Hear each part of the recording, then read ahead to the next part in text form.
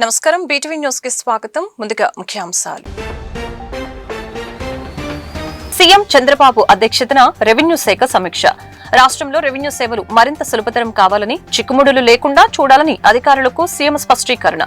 పట్టాదారు పాస్ పుస్తకాలతో సహా అన్నిట రియల్ టైంలో ఆటో మ్యూటేషన్ విధానాన్ని తప్పనిసరిగా అమలు చేయాలని ఆదేశం. గోదావరి డెల్టా ముంపు ఇరిగేషన్ సమస్యలపై జలవనరుల శాఖ మంత్రి నిమ్మల రామానాయుడు సమీక్ష. మాజీ సీఎం జగన్ గోదావరి డెల్టా ఆధునీకరణ పనులు అర్ధాంతరంగా నిలిపివేసి డెల్టా ఆధునీకరణకు సైంధవుడిలా అడ్డుపడ్డాడని నిమ్మల ఆరోపణ. ప్రజా సమస్యలపై తూర్పు నియోజకవర్గ ఎమ్మెల్యే గద్దె రామ్మోహన్ 2వ డివిజన్లో పర్యటన. 2వ డివిజన్లో అభివృద్ధి పనులకు శంకుస్థాపనలు చేసిన గద్దె కొండ ప్రాంత సమస్యల పరిష్కారానికి కృషి చేస్తానని గద్దె వెల్లడి. రాష్ట్రంలో రెవెన్యూ సేవలు మరింత సులభతరం కావాలని, చిక్కుముడులు లేకుండా చూడాలని అధికారులకు ముఖ్యమంత్రి చంద్రబాబు నాయుడు స్పష్టం చేశారు. పట్టాదారు పాస్ పుస్తకాలతో సహా అన్నిట రియల్ టైంలో ఆటో మ్యూటేషన్ విధానాన్ని తప్పనిసరిగా అమలు చేయాలని ఆదేశించారు. రిజిస్ట్రేషన్ అయిన వెంటనే ఆటో మ్యూటేషన్ జరిగేలాగా వ్యవస్థను తీర్చిదిద్దాలని స్పష్టం చేశారు. సచివాలయంలో రెవెన్యూ శాఖపై ముఖ్యమంత్రి చంద్రబాబు మంగళవారం నిర్వహించిన సమీక్ష సమావేశానికి రెవెన్యూ శాఖ మంత్రి అనకాని సత్యప్రసాద్, రెవెన్యూ శాఖ ప్రత్యేక ప్రధాన కార్యదర్శి సాయి ప్రసాద్, సీసీఎల్ఏ అధికారులు హాజరయ్యారు. పీజీఆర్ఎస్ లో మ్యూటేషన్, పట్టాదారు పాస్ పుస్తకాలకు సంబంధించి 1,97,915 ఫిర్యాదులు వచ్చాయని సమావేశంలో అధికారులు ముఖ్యమంత్రికి తెలిపారు. ల్యాండ్ నేచర్ క్లాసిఫికేషన్ సంబంధిత వివాదాల దరఖాస్తులు 1,835, రీసర్వే అనంతరం భూమి తగ్గిందని వచ్చిన పీజీఆర్ఎస్ దరఖాస్తులు 1,295, జాయింట్ ఎల్పీఎంలపై 2,40,479 ఫిర్యాదులు నమోదైనట్లు వివరించారు. పట్టాదారు పాస్ పుస్తకం కోసం భూ యజమానులు పదే కార్యాలయాల చుట్టూ తిరిగే పరిస్థితి ఉండకూడదని అన్నారు. రెవెన్యూ శాఖలో ఏడాదిలోగా పూర్తి ప్రక్షాళన జరగాలని స్పష్టం చేశారు. దీనిపై ప్రతి నెల సమీక్షిస్తానని ముఖ్యమంత్రి వెల్లడించారు. ప్రస్తుతం 6,693 గ్రామాల్లో రీసర్వే పూర్తి కాగా ఇంకా 10,123 గ్రామాల్లో చేయాల్సి ఉందని అధికారులు ముఖ్యమంత్రికి వివరించారు. అయితే 2027 డిసెంబర్ నాటికి రీసర్వే ప్రక్రియ పూర్తి చేయాలని సీఎం ఆదేశించారు. జగన్ గోదావరి డెల్టా ఆధునీకరణ పనులు అర్ధాంతరంగా నిలిపివేసి డెల్టా ఆధునీకరణకు సైంధవుడిలా అడ్డుపడ్డాడని మంత్రి నిమ్మల రామానాయుడు ఆరోపించారు. నిధులు ఉన్న కాలువలు, డ్రైన్లలో తట్టమట్టి తీయలేకపోగా లాకులు, షటర్లకు కనీసం గ్రీసు పెట్టడానికి ₹1 కూడా కేటాయించలేదని అన్నారు. గోదావరి డెల్టా ముంపు ఇరిగేషన్ సమస్యలపై జలవనరుల శాఖ మంత్రి నిమ్మల రామానాయుడు సమీక్ష సమావేశం నిర్వహించారు. గోదావరి డెల్టా లైడర్ సర్వే కోసం 13.4 కోట్లు మంజూరు చేశామని మంత్రి చెప్పారు. ఈ డిసెంబర్కి గోదావరి జిల్లాలో ముంపు సమస్య మరియు లాకులు, గేట్ల మరమ్మతులకి సమగ్ర డిపిఆర్ తయారు చేయాలని ఏజెన్సీకి ఆదేశాలు జారీ చేశామని అన్నారు. 150 ఏళ్లలో ఎప్పుడు జరగనంత నష్టం గోదావరి డెల్టాకు జగన్ హయాంలో జరిగిందని చెప్పుకొచ్చారు. ధవళేశ్వరం బ్యారేజ్కి కొత్త గేట్లు ఏర్పాటు చేయడానికి సీఎం చంద్రబాబు 150 కోట్లు నిధులు కేటాయించారని వెల్లడించారు. కొండ ప్రాంత సమస్యల పరిష్కారానికి కృషి చేస్తానని తూర్పు నియోజకవర్గ ఎమ్మెల్యే గద్దె రామ్మోహన్ అన్నారు. తూర్పు నియోజకవర్గంలో ఉన్న 4 డివిజన్లు 150పై రహదారుల సమస్యలు పరిష్కరిస్తామని తెలిపారు. నగరంలోని 2వ డివిజన్ గుణదల పడవల రేవు ఏరియాలో ప్రజా సమస్యలపై తూర్పు నియోజకవర్గ ఎమ్మెల్యే గద్దె రామ్మోహన్ పర్యటించారు. అనంతరం రోడ్డు, డ్రైనేజీ, మెట్లు పనులు 29 లక్షల రూపాయలకు శంకుస్థాపన కార్యక్రమంలో పాల్గొన్నారు. ఎమ్మెల్యే గద్దె రామ్మోహన్ మాట్లాడుతూ కొండ ప్రాంతంలో మెట్లు, సీసీ రోడ్లు 29 లక్షల పనులకి శంకుస్థాపన చేశారు. కొండపైన నివాసాలు ప్రమాదకరమైన, అధికారులు ఎప్పటికప్పుడు ఆపివేసిన మళ్లీ ఇల్లు నిర్మాణం చేసుకోవటం పరిపాటిగా మారిందని తెలిపారు. పేదలు ఎక్కువగా నివసించే కొండ ప్రాంతం సమస్యల పరిష్కారానికి కృషి చేస్తానని హామీ ఇచ్చారు. 20 ఇళ్లకి కామన్ సైట్ ఉండాలని గతంలో ప్రతిపాదించినట్లు గద్దె రామ్మోహన్ గుర్తు చేశారు. సీఎం చంద్రబాబు అభివృద్ధి సంక్షేమాన్ని 2 కళ్ల మాదిరిగా రాష్ట్రాన్ని అభివృద్ధి చేస్తున్నారని తెలిపారు. ప్రాంతం బాగా సమస్యలు ఉన్న ప్రాంతం, కొండ మీద అనేక మంది పేదవాళ్ళు వాళ్ళ అవసరాలకి ఎక్కడ కూడా స్థలం కొనుక్కోలేని పరిస్థితిలో వాళ్ళు సుదీర్ఘ ప్రాంతం కూడా కొండలెక్కి ఇల్లు కట్టుకోవడం జరిగింది. ఎప్పటికప్పుడు ప్రభుత్వాలు కొంత లిమిట్ వరకు ఆపాలన్నా కూడా ప్రజలు వాళ్ళకున్న అవసరాలు, వాళ్ళకున్న ఆర్థికమైన పరమైన ఇబ్బందులు వీటి వలన ఇంకా కూడా పైకెక్కి ఇల్లు కట్టుకోవటం. మరి ఇల్లు కట్టుకున్నప్పుడు వాళ్ళ కనీసమైన అవసరాలు మంచినీళ్ళు, దారులు ఇవ్వాల్సిన బాధ్యతగా ప్రభుత్వాలు, ఏ ప్రభుత్వాలు ఉండాలి. వాళ్ళ కోసం కరెంట్ లైన్లు వేయటం, మెట్లు కట్టడం ఇవన్నీ కూడా జరుగుతున్నాయి. ఈ మధ్యకాలంలో ఈ కొండ ప్రాంతంలో ఎక్కడికి వెళ్ళినా కూడా, ఏ రోడ్డుకి వెళ్ళినా కూడా ప్రధానమైన సమస్య రేత్రిపూట వాళ్ళకున్న వెహికల్స్ పైదాకా వెళ్ళవు కాబట్టి ఇక్కడే రోడ్ల మీద పెట్టి వెళ్ళిపోవటం. ఆ రోడ్డు మీద ఉన్న ఇళ్లలో ఏదైనా అకస్మాత్తుగా ఇబ్బంది వస్తే అంబులెన్స్ కూడా వచ్చే అవకాశం లేని విధంగా ఉండటం, ఇది అన్ని రోడ్ల మీద నాకు తెలిసి ఒక 150 దారులు ఇలాంటి సమస్య ఉంది. ఈ కొండ చుట్టూ తీసుకుంటే ఈ 4 డివిజన్లు చూసుకుంటే 150 పైగా దారులు ఉన్నాయి. అది ఆ సమస్యకి పరిష్కారం ఎంత ఆలోచించినా కూడా కనపడలేదు. వాళ్ళ ఆవేదన అయితే కరెక్టు, కానీ ఆ సమస్యకు పరిష్కారం చేస్తే వీళ్ళందరినీ ఎక్కడో దూరంగా పెట్టుకుని ఆ బళ్ళ మీద రాను లేరు. సో ఇలాంటి విషయాలు సున్నితమైన విషయాలు. అది ఇక్కడికి అందుకే ప్రతి 20-30 ఏళ్ళకు ఒక కామన్ సైట్ ఉండాలన్నారు. ఆ కామన్ సైట్ ఉంటే ఇట్లాంటి వాటికి అవకాశం ఉంటుంది. అదేవిధంగా ఎప్పుడైనా ఈ వర్షాకాలంలో నీళ్లు నిల్వ ఉంటే దాన్ని తోట కూడా వర్షాకాలంలో నీళ్ళు నిల్వ ఉంటే ఈ నీళ్ళన్నీ వెళ్ళిపోయి రోడ్డు మీద పడిపోతున్నాయి. ఎందుకంటే కొండ మీద నీళ్లు కదా, నీళ్ళ ప్రాబ్లం లేదు. ఆ నీళ్ళన్నీ వెళ్ళి రోడ్లు పెడితే ఆ రోడ్లన్నీ కూడా మునిగిపోయే పరిస్థితి ఉంది. సో ఏదేమైనా కూడా ఈ సమస్యలన్నీ కూడా ఒక ప్లాన్డ్ పట్టణం తయారైతే ఇలాంటి సమస్యలు ఉండవు. ఇప్పుడు అమరావతి ఒక ప్లాన్డ్గా నిర్మాణం చేయాలని చెప్పి ఆయన ఎంతో దృఢ నిశ్చయంతో అన్నీ ఎక్కడా కూడా నీరు చుక్క నిలబడకూడదు, దారులన్నీ విశాలంగా ఉండాలి, అక్కడ నివాసం ఉండే వాళ్ళకు కూడా చాలా అనుకూలంగా ఉండాలని ఆయన ఏర్పాటు చేయడం జరుగుతుంది. సో ఇది అన్ప్లాన్డ్ టౌన్ పరిస్థితులు బట్టి చేసుకున్నది కాబట్టి దీనికి ఒకసారి ఖచ్చితంగా స్థానికులతో కూడా కూర్చొని ఆలోచించి ఉన్నవారు లేని వారికి తోచినంత సాయం చేస్తే ఒక మెరుగైన సమాజం ఏర్పడుతుందని సెంట్రల్ ఎమ్మెల్యే బోండా ఉమామేశ్వరరావు వెల్లడించారు. సీఎం చంద్రబాబు నాయుడు పిలుపు మేరకు పేదలను ఆదుకునేందుకు అనేక సేవా కార్యక్రమాలు చేస్తున్నామని అన్నారు. తన కుమారుడు బోండా సిద్ధార్థ పుట్టినరోజు సందర్భంగా 10 మంది చిరు వ్యాపారులకి తోపుడు బండ్లు, 2 దివ్యాంగులకి ఎలక్ట్రిక్ ట్రై సైకిళ్లను అందజేయడం ఆనందంగా ఉందని అన్నారు. సింగ్నగర్లోని ఎమ్మెల్యే కార్యాలయం వద్ద తెలుగుదేశం పార్టీ యువ నాయకులు బోండా సిద్ధార్థ జన్మదినోత్సవాన్ని పురస్కరించుకుని చిరు వ్యాపారులకు 10 తోపుడు బండ్లు, దివ్యాంగులు 2కి బ్యాటరీ ట్రై సైకిళ్లను అందజేశారు. కార్యక్రమానికి సెంట్రల్ ఎమ్మెల్యే బోండా ఉమామేశ్వరరావు హాజరై ట్రై సైకిళ్లను, తోపుడు బండ్లను లబ్ధిదారులకి అందజేశారు. ఈ సందర్భంగా ఆయన మాట్లాడుతూ 2024లో తాను ఈ నియోజకవర్గ ఎమ్మెల్యేగా ఎన్నికైన నాటి నుంచి పేదలకు సాయం చేయాలనే ఉద్దేశంతో ఒక మంచి ఆనవాయితీని పెట్టుకుని ప్రతి వారం చిరు వ్యాపారులకి తోపుడు బండ్లు, కుల వృత్తులు చేసుకునే రజక సోదరులకి ఇస్త్రీ బండ్లు పంపిణీ చేస్తున్నామని, ఇప్పటి వరకు సుమారు 300కు పైగా బళ్లను పేద లబ్ధిదారులకు అందించామని అన్నారు. సిద్ధార్థ పుట్టినరోజు సందర్భంగా 10 మంది చిరు వ్యాపారులకు తోపుడు బళ్లు అందించడం తనకు చాలా సంతోషంగా ఉందని తెలియజేశారు. నేను ఈ నియోజకవర్గ శాసనసభ్యుడిగా ఎన్నికైనాక ప్రతి నిత్యం కూడా ఏదో ఒక పేదవాళ్ళకి మంచి కార్యక్రమం సహాయం చేయటం అనేది ఒక ఆనవాయితీగా పెట్టుకున్నాను. ప్రతి వారం చిరు వ్యాపారులకి తోపుడు బళ్ళు, టిఫిన్ బళ్ళు, అలాగే కుల వృత్తులు చేసుకునే మా రజక సోదరులకి ఇస్త్రీ బళ్ళు ఇస్తా ఉన్నాం. ఇప్పటికీ 300 పైన బళ్ళు ఈ 18 నెలల కాలంలో ఈ నియోజకవర్గంలో ఇచ్చాం. ఈరోజు మా పెద్ద కుమారుడు సిద్ధార్థ పుట్టినరోజు సందర్భంగా మరి టిఫిన్ బళ్ళు 10 బళ్ళు నియోజకవర్గంలోని ఎవరైతే చిరు వ్యాపారులు అప్లై చేశారో వాళ్ళకి ఇవ్వటం జరిగింది. చాలా సంతోషంగా ఉంది. ఏదైతే P4 అని చెప్పి ముఖ్యమంత్రి చంద్రబాబు నాయుడు పిలుపు మేరకు పేదవాళ్ళకి ఆదుకోవాలని చెప్పి, పేదవాళ్ళకి అండగా ఉండాలని చెప్పి ఆయన పిలుపునిచ్చారో ఆ పిలుపు మేరకు నిరంతరం కూడా మార్గదర్శకులుగా నేను, మా పిల్లలు అందరూ కూడా మార్గదర్శకులుగా మా తోచినంత సహాయం ఆ భగవంతుడు మాకు ఇచ్చినటువంటి శక్తి కొలది నిరంతరం చేస్తా ఉన్నాం. చాలా సంతోషంగా ఉంది. ఇది అందరూ కూడా చేయాల్సినటువంటి బాధ్యత. ఈ సమాజంలో మనకి శక్తి ఉంది. ఆ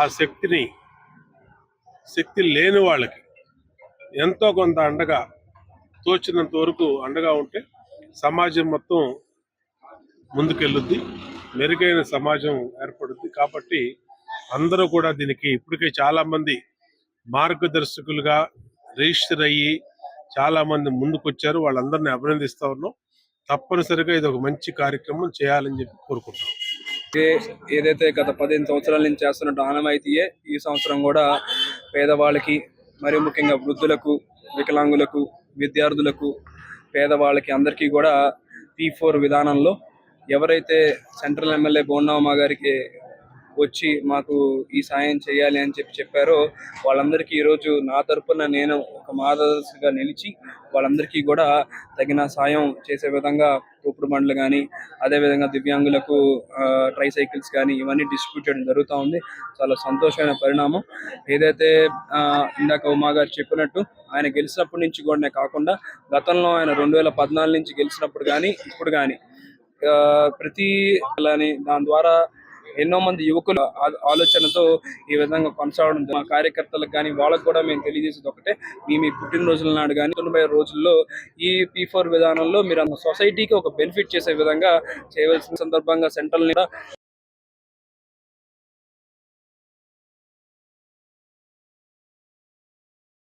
కూడా మేము తెలియజేసేది ఒకటే, మీ పుట్టినరోజుల నాడు కానీ 90 రోజుల్లో ఈ P4 విధానంలో మీరు సొసైటీకి ఒక బెనిఫిట్ చేసే విధంగా చేయవలసిన సందర్భంగా సెంట్రల్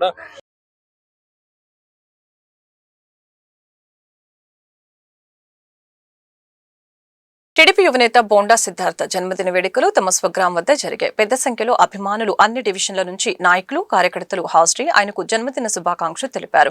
తమ కుటుంబం పట్ల ప్రేమ చూపిస్తున్న ప్రతి ఒక్కరికి ధన్యవాదాలు తెలిపారు. మొగల్రాజుపురం ప్రభుత్వ విప్ ఎమ్మెల్యే బోండా ఉమామేశ్వర నివాసం వద్ద ఆయన పెద్ద కుమారుడు టీడీపీ యువనేత బోండా సిద్ధార్థ జన్మదినోత్సవ వేడుకలు అంగరంగ వైభవంగా జరిగాయి.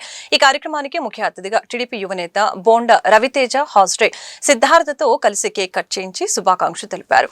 ఈ సందర్భంగా బోండా రవితేజ మాట్లాడుతూ పార్టీ సాంప్రదాయం ప్రకారం పుట్టినరోజుల్ని సేవా కార్యక్రమాల ద్వారా ప్రజలకు ఉపయోగపడే విధంగా నిర్వహించడం ఆనందకరమని తెలిపారు. నియోజకవర్గంలో చిరు వ్యాపారులకి తోపుడు బండ్లు, వికలాంగులకి ట్రై బ్యాటరీ సైకిళ్లు, వినికిడి లోపం ఉన్నవారికి వినికిడి యంత్రాలను పంపిణీ చేసినట్లు ఈ సందర్భంగా పేర్కొన్నారు. అనంతరం బోండా సిద్ధార్థ మాట్లాడుతూ గత 15 సంవత్సరాలుగా డిసెంబర్ 9న అభిమానులు, కార్యకర్తలు ఇంటికి వచ్చి ఆశీస్సులు అందించడం ఒక సాంప్రదాయంగా మారిందని చెప్పారు. పుట్టినరోజుల్ని సేవా కార్యక్రమాల రూపంలో జరుపుకోవటం తమ కుటుంబం పాటిస్తున్న ఆచారమని తెలియజేశారు. ఈ వేడుకలకు సెంట్రల్ నియోజకవర్గ టీడీపీ శ్రేణులు, బోండా ఉమా అభిమానులు, సిద్ధార్థ రవితేజ స్నేహితులు పెద్ద సంఖ్యలో కార్యకర్తలు పాల్గొన్నారు. తెలుగుదేశం పార్టీ కార్యకర్తలంటే బడుగు బలహీన వర్గాలందరికీ కూడా ఎప్పుడు అండగా ఉండే విధంగా ఈరోజు అందరూ కూడా జన్మదిన వేడుకల్ని చేయడం చాలా సంతోషం. ఈ అందరూ ఇక్కడికి వచ్చేసినందుకు అందరికీ కూడా మనస్ఫూర్తిగా మరొకసారి అభినందనలు తెలియజేస్తా ఉన్నాను. మరి రానున్న రోజుల్లో మంచి ఆయుర ఆరోగ్యాలతో, అష్టైశ్వర్యాలతో చక్కగా ఇలాంటి పుట్టినరోజు మరెన్నో జరుపుకోవాలని చెప్పి బోండా సిద్ధుకి మరొక్కసారి జన్మదిన శుభాకాంక్షలు తెలియజేసుకుంటా ఉన్నాను. సంవత్సరం ఈ డేట్ నాడు నా పుట్టినరోజు సందర్భంగా వందల మంది కార్యకర్తలు, అభిమానులు, ఏదైతే మాతో పాటు ఎన్నో సంవత్సరాలుగా ప్రయాణిస్తున్నటువంటి అనుచరులు అందరూ కూడా ఈ సంవత్సరం అలాగే ప్రతి సంవత్సరం కూడా రావటం, మా ఇంటి దగ్గరికి వచ్చి నా జన్మదిన సందర్భంగా వాళ్ళ ఆశీర్వాదాలు ఇవ్వటం, ఈ అభిమానం అనేది ఎప్పటికీ కూడా మా కుటుంబం అందరినీ గుర్తుపెట్టుకుంటుందని ఈ సందర్భంగా చెప్తూ చాలా సంతోషంగా ఉంది. ఏదైతే గత 15-20 సంవత్సరాలుగా ప్రతి సంవత్సరం మా కుటుంబంలో ఎవరి పుట్టినరోజైనా సరే మేమందరం కూడా ఒకటే ఎంకరేజ్ చేస్తాం. సేవా కార్యక్రమాలు అనేవి నియోజకవర్గ వారీగా మొత్తం కూడా చేయాలా, ఎక్కడైతే వికలాంగులకు కానీ వృద్ధులకు కానీ అవసరంలో ఉన్నటువంటి వాళ్ళందరికీ కూడా ఏదో ఒక తగిన సాయం చేయాలి అనే ఒక మంచి ఆలోచనతో ఈ ఒక సాంప్రదాయాన్ని ఇక్కడ విజయవాడ సెంట్రల్ నియోజకవర్గంలో తీసుకొచ్చి ప్రతి డివిజన్లో కూడా ఈ ఒక కార్యక్రమాలు నిర్వహించుకోవడం, మా నలుగురిలో ఎవరి పుట్టినరోజైనా సరే అదే విధంగా చేయాలి అనే ఒక మంచి ఆలోచనని ప్రజల్లోకి అలా బలంగా తీసుకెళ్లాం. ప్రభుత్వ మెడికల్ కాలేజీల ప్రైవేటీకరణకు వ్యతిరేకంగా కోటి సంతకాల సేకరణ కార్యక్రమంలో భాగంగా తూర్పు నియోజకవర్గంలో 96,000కు పైగా సంతకాలు పూర్తయ్యాయని ఎన్టీఆర్ జిల్లా వైసీపీ అధ్యక్షులు దేవినేని అవినాష్ వెల్లడించారు. ప్రభుత్వానికి వ్యతిరేకంగా చేపట్టిన కార్యక్రమంలో భాగమైన ప్రతి ఒక్కరికి ధన్యవాదాలు తెలియజేశారు. ప్రభుత్వ మెడికల్ కాలేజీల ప్రైవేటీకరణకు వ్యతిరేకంగా కోటి సంతకాల సేకరణ కార్యక్రమాన్ని వైఎస్ఆర్ కాంగ్రెస్ పార్టీ రాష్ట్ర వ్యాప్తంగా నిర్వహిస్తున్న సంగతి తెలిసిందే. ఈ నేపథ్యంలో ప్రభుత్వ మెడికల్ కాలేజీల ప్రైవేటీకరణకు వ్యతిరేకంగా కోటి సంతకాల సేకరణ కార్యక్రమంలో భాగంగా తూర్పు నియోజకవర్గంలో 96,000కు పైగా సంతకాలు పూర్తయిన సందర్భంగా ఎన్టీఆర్ జిల్లా వైసీపీ అధ్యక్షులు దేవినేని అవినాష్ మీడియాతో మాట్లాడారు. ఈ సందర్భంగా ఆయన మాట్లాడుతూ జగన్ పిలుపునిచ్చిన ఏ కార్యక్రమమైనా తూర్పు నియోజకవర్గంలో విజయవంతం అవుతుందని తెలియజేశారు.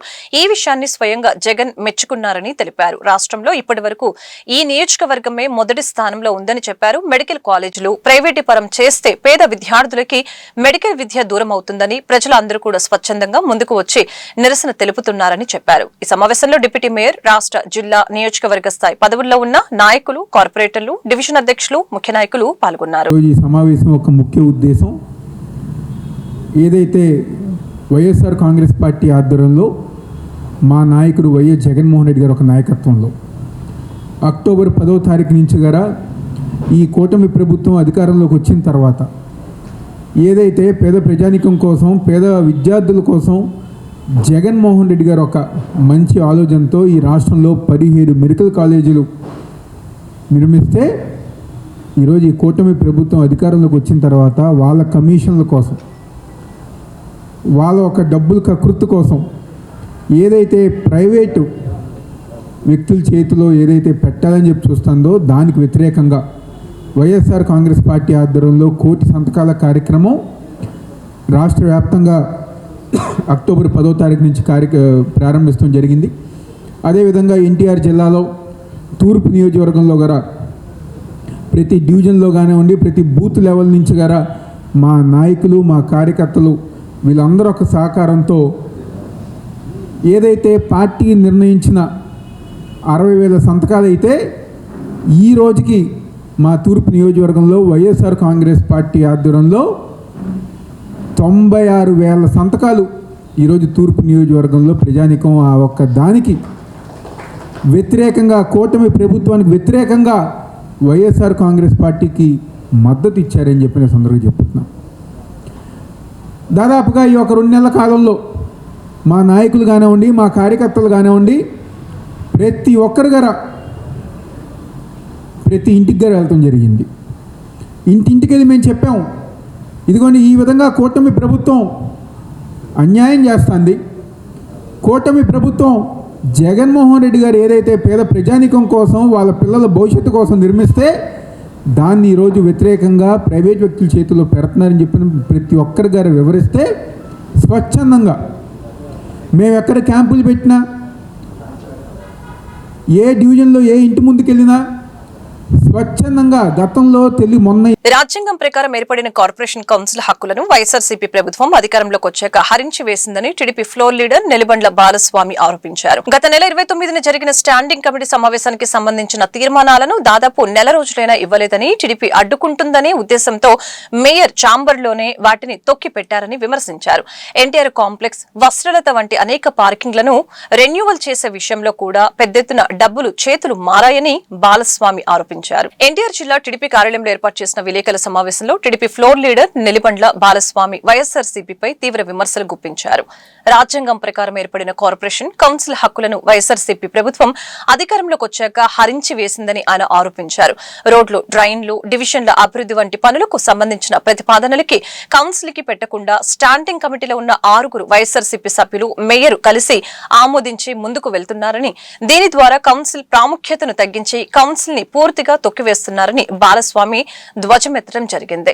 5వ ప్రతిపాదనగా రాజీవ్ గాంధీ పార్క్ ఎదురుగా ఉన్న పార్కింగ్ ప్రదేశాన్ని జిఎంఆర్ సంస్థకు సింగిల్ టెండర్ పై కట్టబెట్టారని, దీనిని స్టాండింగ్ కమిటీ రద్దు చేయకుండా 6 సభ్యులు, చైర్మన్ తమ వాటాలు తీసుకొని ఆమోదించారని ఆరోపించడం జరిగింది. వైసీపీ వాళ్ళకి అడ్డాగా మారింది. కౌన్సిల్కి పెట్టాల్సినటువంటి ప్రతిపాదనలు నూతనంగా రోడ్ల కోసం కానీ, డ్రైన్ల కోసం కానీ, డివిజన్ అభివృద్ధి కోసం కౌన్సిల్కి పెట్టాల్సినటువంటి ప్రతిపాదనల్ని కౌన్సిల్కి పెట్టకుండా స్టాండింగ్ కమిటీలో ఉన్నటువంటి వైసీపీ మెంబర్స్ 6 మేయరు కలిసి వైసీపీ వాళ్ళు రోడ్డు వేయాలన్నా, స్పీడ్ బ్రేకర్ వేయాలన్నా, డ్రైనేజీ వ్యవస్థని ఆధునీకరించాలన్నా ఏ పనున్నా కానీ స్టాండింగ్ కమిటీలో పెట్టుకొని స్టాండింగ్ కమిటీలో 6 కలిసి శాంక్షన్ చేసుకొని ముందుకు నడుస్తున్నారు. కౌన్సిల్ని తొక్కేస్తున్నారు. రాజ్యాంగం ప్రకారం ఏర్పడినటువంటి కౌన్సిల్ని వైసీపీ అధికారంలోకి వచ్చిన తర్వాత వాటి హక్కుల్ని హరించారు.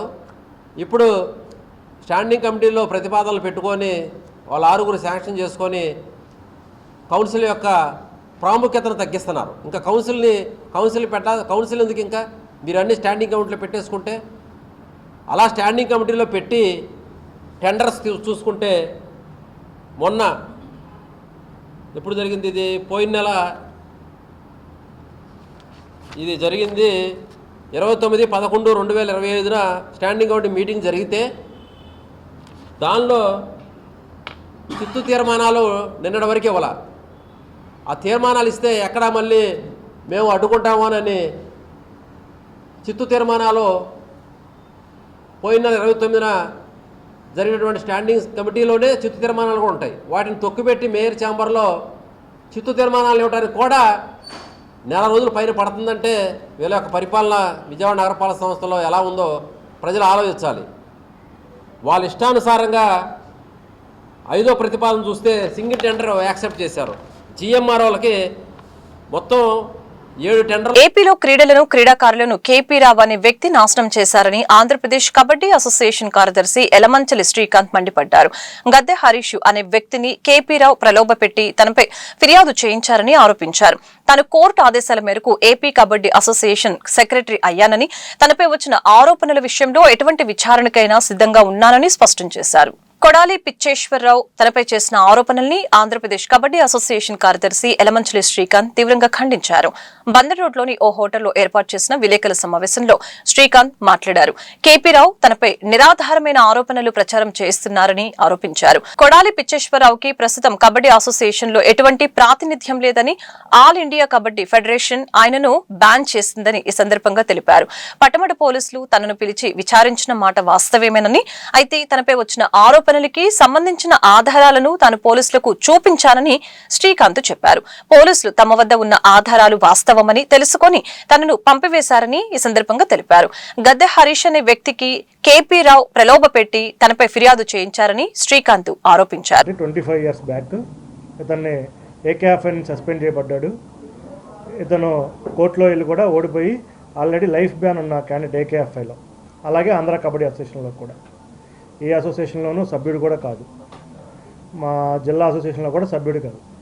అలాంటి పిచ్చేశ్వరరావు నా మీద కొన్ని నిరాధారమైన అభియోగాలు చేశారు. అందులో ఏంటంటే ఏజ్ ఫ్రాడ్, క్రీడాకారుల యొక్క ఏజ్ ఫ్రాడ్ చేశారని ఒకటి ఇచ్చారు.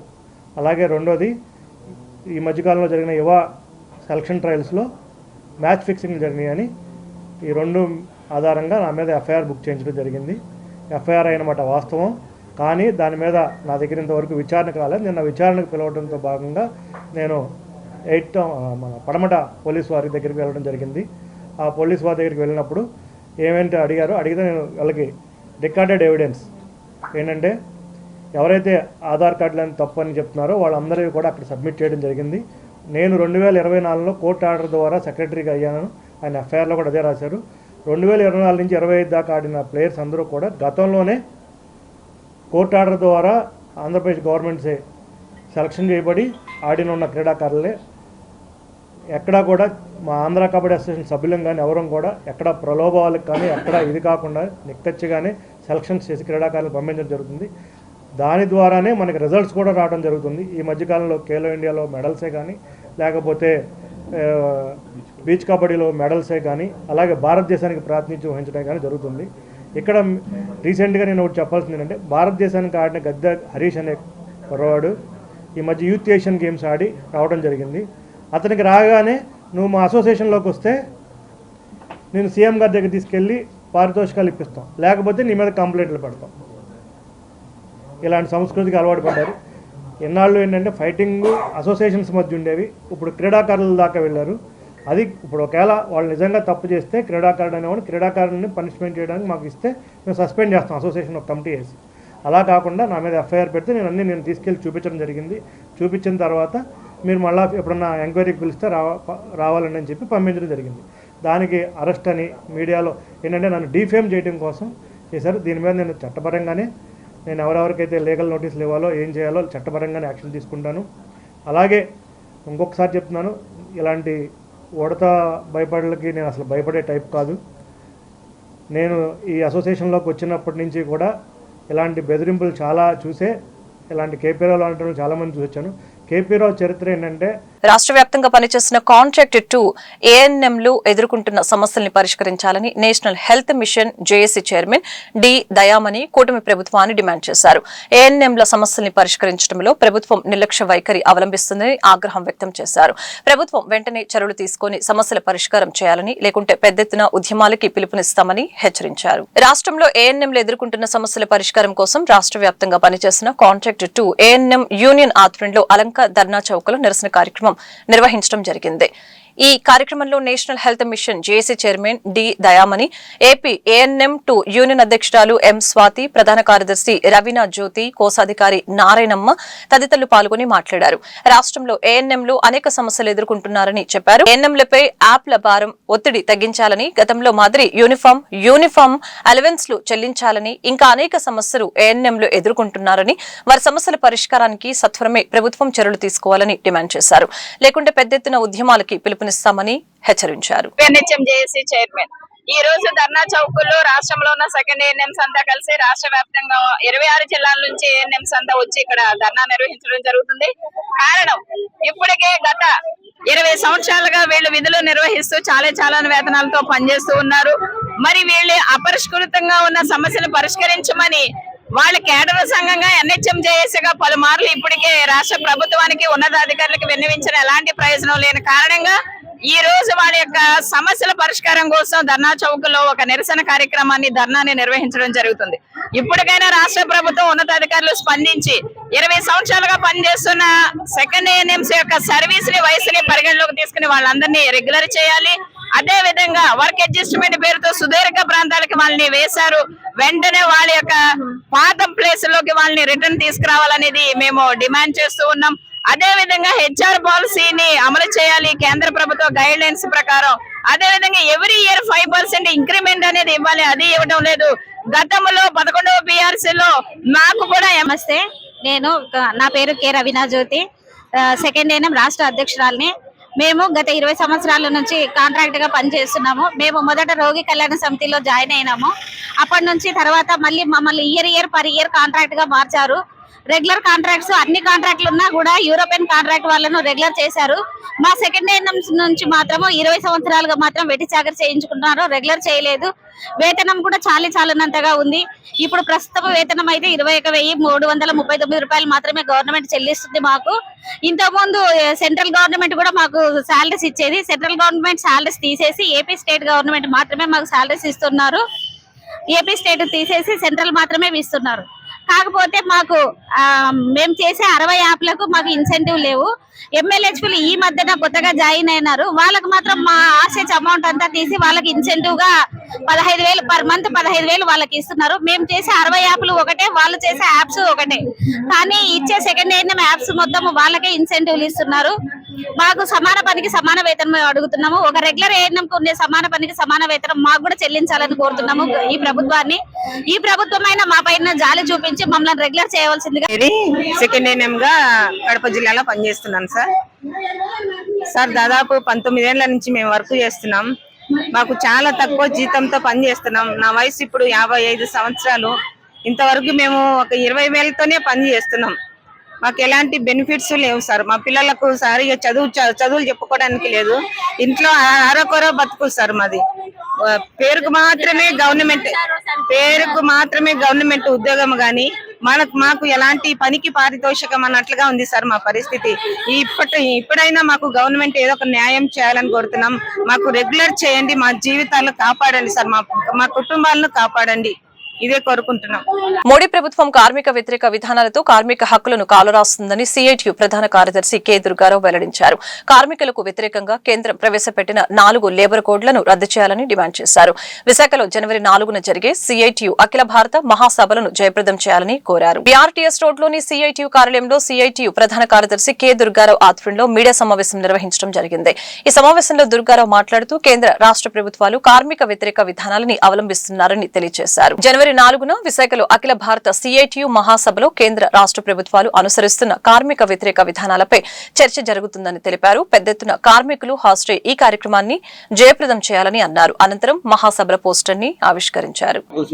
ప్రధాన కార్యదర్శి CITU అఖిల భారత మహాసభలు మొట్టమొదటిసారి మన ఆంధ్రప్రదేశ్లో విశాఖపట్నంలో జరుగుతున్నాయి.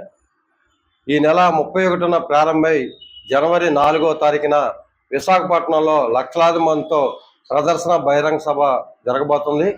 ఈ మహాసభల్లో మోడీ ప్రభుత్వం అవలంబిస్తున్న కార్మిక వ్యతిరేక విధానాల మీద చర్చించి భవిష్యత్తు కార్యాచరణ రూపొందించబోతున్నారు.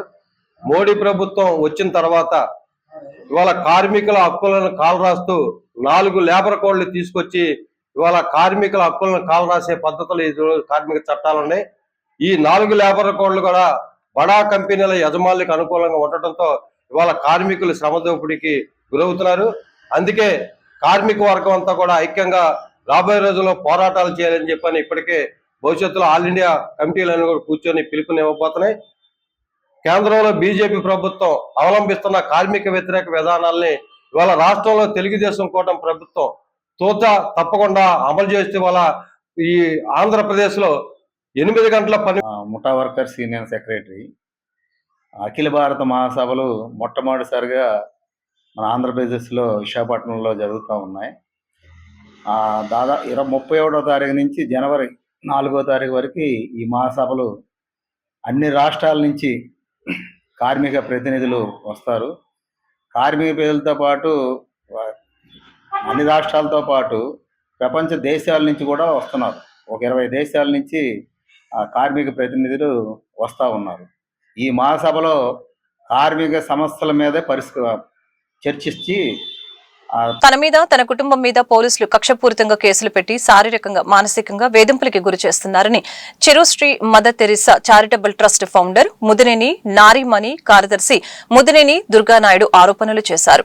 గత 18 సంవత్సరాలుగా Cherusri Mother Teresa charitable trust ఆధ్వర్యంలో అనేక సేవా కార్యక్రమాలు చేశారని వెల్లడించారు. Cherusri Mother Teresa charitable trust founder Mudineni Narimani కార్యదర్శి ముదినేని దుర్గానాయుడు ఆధ్వర్యంలో గాంధీనగర్ ప్రెస్ క్లబ్ లో మీడియా సమావేశం నిర్వహించడం జరిగింది. కాపు జేఏసీ చైర్మన్ అమ్మ శ్రీనివాస్ మాట్లాడుతూ దుర్గానాయుడు ఎవరి సహాయం లేకుండా గత 18 సంవత్సరాలుగా కోట్లాది రూపాయలు వెచ్చించి అనేక సేవా కార్యక్రమాలు చేశారని తెలియజేశారు. ముదినేని దుర్గారావు మాట్లాడుతూ ట్రస్ట్ నిర్వహిస్తూ ఎన్నో సేవా కార్యక్రమాలు చేశారని, మీడియాలో కూడా పనిచేశామని, పేపర్లో నిజాలు రాసినందుకు తనపై కక్ష కట్టిన పామర్రు పోలీసులు తనపై కేసులు పెట్టి తనను మానసికంగా శారీరకంగా హింసిస్తున్నారని ఈ సందర్భంగా ఆరోపించడం జరిగింది. తన భార్యపై కూడా అక్రమ కేసులు పెట్టారని ఆవేదన వ్యక్తం చేశారు. తనపై ఉన్న అక్రమ కేసులను తొలగించాలని వారు కోరారు. రౌడీ షీటు నా మీద పోలీసులు 7 కేసులు కట్టించారు. 4 కేసులు 5 కేసులు కోర్టులో కొట్టేశారు. ఆ 7 కేసులు కూడా పోలీసు వారే కట్టారు. మా మీద 5 కేసులు కొట్టేశారు. అయితే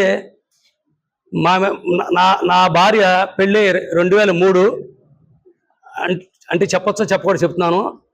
గుడ్లవారి దగ్గర జమీందారులు బిడ్డ అమ్మాయి వసుదా, వీళ్ళ తాతగారు జమీందారులు అయితే దాన ధర్మాలు చేసి చందన ధర్మారావు గారు గుడ్లో లేరంటే జిల్లాలో తెలియని వ్యక్తులు లేరు. ఆ మనవరాలి అమ్మాయి అయితే ఈ మీద కూడా కేసు పెట్టించారు బలవంతంగా. అయితే నేను అజ్ఞాతంలో మానవ హక్కుల సంఘం కర్నూలు కోర్టుకు వెళ్ళి మా మిస్సెస్ 2 పిల్లలు సీతారామ శాస్త్రి గారు జడ్జి గారికి జరిగింది చెప్తే, నేనున్నానమ్మా నీకు తండ్రిలాగా, నేను నీకు నిలబడతానని చెప్పి అప్పుడు ఎస్పీ గారికి, జాషువా గారికి, గుడివాడ అప్పట్లో డిఎస్పీ గారికి, పామరు ఎస్ఐ ప్రవీణ్ కుమార్ రెడ్డి గారికి, పామరు సిఏ సుభకర్ గారికి వీళ్ళందరికీ కూడా నోటీసులు జారీ చేశారు. జారీ చేసి దుర్గానాయుడు ఇంటికి 3 జీబులతో మీరు వెళ్ళారు. ఒక లేడీ ఎస్ఐ, ఒక ఎస్ఐ గారు, ఒక సిఐ గారు, ఒక డిఎస్పీ గారు, 23 మంది కానిస్టేబుల్స్, అతను ఒక నక్సలైట, బందిపోట, దొంగ. ఇందుకు వాళ్ళ ఇంటికి వెళ్ళి 24 గంటలు మీరు ఆ రంగా నిర్బంధించారు. ఒక బొక్కిట్లో కాలకృత్యాలు, మరో బొక్కిట్లో కాలకృత్యాలు, 5 రోజుల పాటు గదిలో ఉండి బయటికి రాకుండా, 15 రోజుల పాటు కాలేజీకి వెళ్లకుండా పిల్లలు ఉంటే అప్పుడు కర్నూలు జడ్జి గారు చెప్పబట్టి అప్పుడు పోలీసు వారు 30 రోజులు కండిషన్ మా ఇంటి ముందు 4 కానిస్టేబుల్స్ కాపలా ఉన్నారు 30 రోజులు. ఎప్పుడైతే మానవ సంబంధించిన కాగితాలు వచ్చినాయో అప్పుడు అందరూ విరమించేసుకుని మీరు కాలేజీలకు వెళ్ళిపోండమ్మా, మిమ్మల్ని మేమానో అసలు మాకేం సంబంధం లేదని చెప్పారు. దేశంలో బీజేపీ అధికారంలోకి వచ్చాక అనేక అనర్థాలు జరుగుతున్నాయని కాంగ్రెస్ పార్టీ మాజీ వర్కింగ్ ప్రెసిడెంట్ మీసాల రాజేశ్వరరావు పేర్కొన్నారు. కాంగ్రెస్ పార్టీకి పూర్వ వైభవం రావాలని చెప్పారు. దేశ ప్రజలందరూ సుఖ సంతోషాలతో ఉండాలంటే కాంగ్రెస్ పార్టీ అధికారంలో ఉండాలని అన్నారు. కాంగ్రెస్ పార్టీ అధినాయకురాలు మాజీ కాంగ్రెస్ పార్టీ అధ్యక్షురాలు సోనియా గాంధీ జన్మదినం సందర్భంగా ఎన్టీఆర్ జిల్లా యూత్ కాంగ్రెస్ అధ్యక్షులు పీటర్ జోసెఫ్ ఆధ్వర్యంలో పేద మహిళలకి చీరలు పంపిణీ కార్యక్రమం న్యూ రాజరాజేశ్వరిపేటలో నిర్వహించడం జరిగింది. ఈ కార్యక్రమానికి ముఖ్య అతిథిగా కాంగ్రెస్ పార్టీ మాజీ వర్కింగ్ ప్రెసిడెంట్ మీసాల రాజేశ్వరరావు హాజరై మాట్లాడారు. బీజేపీ అధికారంలోకి వచ్చాక దేశంలో అనేక అనర్థాలు జరిగిపోతున్నాయని తెలిపారు. దేశంలోని ప్రజలందరూ సుఖ సంతోషాలతో ఉండాలంటే కాంగ్రెస్ పార్టీ అధికారంలోకి రావాలని తెలియజేశారు. దేశంలో కాంగ్రెస్ పార్టీకి పూర్వ వైభవం రావాలని అన్నారు. కాంగ్రెస్ పార్టీ మాజీ అధ్యక్షురాలు, యూపీఏ మాజీ చైర్మన్ శ్రీమతి సోనియా గాంధీ గారి పుట్టినరోజు సందర్భంగా దేశవ్యాప్తంగా వాడవాడల్లో ఆమె పుట్టినరోజు కార్యక్రమాల్లో భాగంగా కృష్ణా జిల్లా యువజన కాంగ్రెస్ అధ్యక్షులు సోదరుడు పీటర్ జోసఫ్ గారి ఆధ్వర్యంలో న్యూ రాజరాజపేటలో ఇక్కడ పేదలకి వస్త్రాలు పంపిణీ చేయడం జరుగుతుంది. ఈ దేశంలో బీజేపీ పార్టీ అధికారంలోకి వచ్చిన తర్వాత అనేక అనర్థాలకు మూల కారణం అవుతుంటే ఎప్పుడో 70 ఏళ్ళు 150 ఏళ్ల క్రితం జరిగినటువంటి సంఘటనల్ని తప్పుగా చూపిస్తూ వక్రీకరిస్తూ దేశ ప్రజల్ని తప్పుదారి పట్టించే విధంగా ఈ ప్రభుత్వాలు ప్రయత్నం చేస్తున్నాయి. రూపాయలు పడిపోయింది, ఎయిర్పోర్ట్లో విమానాలు. అందరికీ నమస్కారం. నా పేరు పీటర్ జోసఫ్, ఎన్టీఆర్ జిల్లా యువజన కాంగ్రెస్ అధ్యక్షుడిని. నేడు కాంగ్రెస్ పార్టీ అగ్రనాయకురాలు, మాజీ ఏఐసిసి అధ్యక్షులు, ప్రస్తుత సిపిపిసి చైర్పర్సన్ అయిన శ్రీమతి సోనియా గాంధీ గారి 79వ జయంతి పుట్టినరోజు సందర్భంగా ఆర్ఆర్పేట నందు యువజన కాంగ్రెస్ ఆధ్వర్యంలో మహిళా నారీమణులకు చీరల పంపిణీ కార్యక్రమం నిర్వహిస్తున్నాం. ఆ తల్లి ఆయురారోగ్యాలతో పేద ప్రజల ఆశీస్సులు అందుకొని ఇంకా ఉన్నత స్థాయిలో ఈ దేశానికి సేవలు చేయాలని మనస్ఫూర్తిగా కోరుకుంటూ వార్తలు ముగించే ముందు ముఖ్యాంశాలు మరొకసారి. సీఎం చంద్రబాబు అధ్యక్షతన రెవెన్యూ శాఖ సమీక్ష. రాష్ట్రంలో రెవెన్యూ సేవలు మరింత సులభతరం కావాలని, చిక్కుముడులు లేకుండా చూడాలని అధికారులకు సీఎం స్పష్టీకరణ.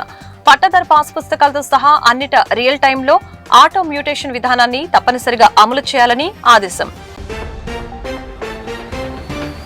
గోదావరి డెల్టా ముంపు ఇరిగేషన్ సమస్యలపై జల వనరుల శాఖ మంత్రి నిమ్మల రామానాయుడు సమీక్ష. మాజీ సీఎం జగన్ గోదావరి డెల్టా ఆధునీకరణ పనులు అర్ధాంతరంగా నిలిపివేసి డెల్టా ఆధునీకరణకు సైంధవుడిలా అడ్డుపడ్డాడని నిమ్మల ఆరోపణ. ప్రజా సమస్యలపై తూర్పు నియోజకవర్గ ఎమ్మెల్యే గద్దె రామ్మోహన్ 2వ డివిజన్లో పర్యటన. 2వ డివిజన్లో అభివృద్ధి పనులకు శంకుస్థాపనలు చేసిన గద్దె కొండ ప్రాంత సమస్యల పరిష్కారానికి కృషి చేస్తానని గద్దె వెల్లడి.